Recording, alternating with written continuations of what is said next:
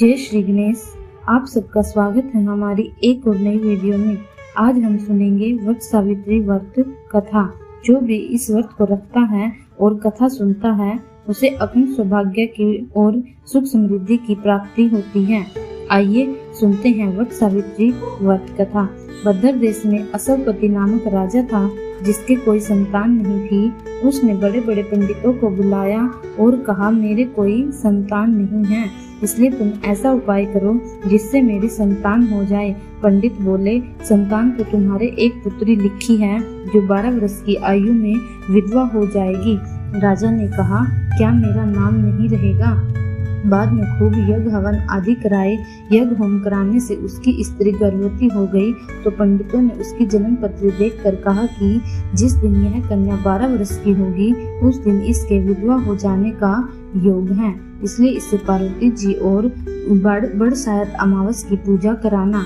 जब सावित्री बड़ी हुई तो उसका विवाह सत्यवान के साथ कर दिया। सावित्री के सास ससुर अंधे थे, उनकी वह बहुत सेवा करती थी और सत्यवान जंगल से लकड़ी तोड़कर लाया करता था और सावित्री को पता था कि वह जिस दिन 12 वर्ष की होगी उस दिन उसके पति की मृत्यु हो जाएगी। जिस दिन वह 12 वर्ष की हुई उस दिन वह अपने पति से हाथ जोड़कर बोली, आज मैं भी आपके साथ चलूंगी। सत्यवान बोला, तू मेरे साथ चलेगी तो मेरे अंधे माँ बाप की सेवा कौन करेगा? यदि वह कहेंगे तो तुझे ले चलूंगा। वह अपने सास ससुर के पास गई और जाकर बोली, आप कहे तो आज मैं जंगल देखने चली जाऊं। वे बोले, बहुत अच्छी बात है, चली जा। जंगल में जाकर सावित्री तो लकड़ी तोड़ने लगी और सत्यवान पेड़ की छाया में सो गया। उस पेड़ में सांप रहा करता था, उसने सत्यवान को डस लिया। सावित्री अपने पति को गोदी में लेकर रोने लगी। महादेव और पार्वती जी वहां होकर जा रहे थे। सावित्री ने उनके पैर पकड़ लिए और बोली, मेरे पति को जिंदा कर दो। वे बोले कि आज बड़ शायद अमावस है, उसकी तू पूजा करेगी तो तेरा पति जिंदा हो जाएगा। फिर वह खूब प्रेम से बड़ की पूजा करने लगी। बड़ के पत्तों का गहना बनाकर पहना जो हीरे मोती के हो गए। इतने में धर्मराज का दूत आ गया और उसके पति को ले जाने लगा। सावित्री ने उसके पैर पकड़ लिए।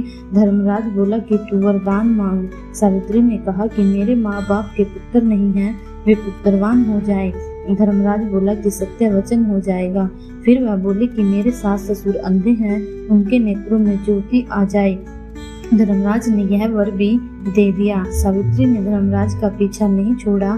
धर्मराज ने कहा, अब और तुम्हें क्या चाहिए? सावित्री ने कहा, मुझे 100 पुत्र हो जाएं। धर्मराज बोला, तथास्तु। वह सत्यवान को ले जाने लगे। तब सावित्री बोली, हे महाराज, आप मेरे पति को ले जाएंगे तो पुत्र कहाँ से होंगे? धर्मराज ने कहा, हे सती, तेरा सुहाग तो नहीं था, परंतु बड़ शायद अमावस करने से और पार्वती जी की पूजा करने से तेरा पति जीवित हो गया।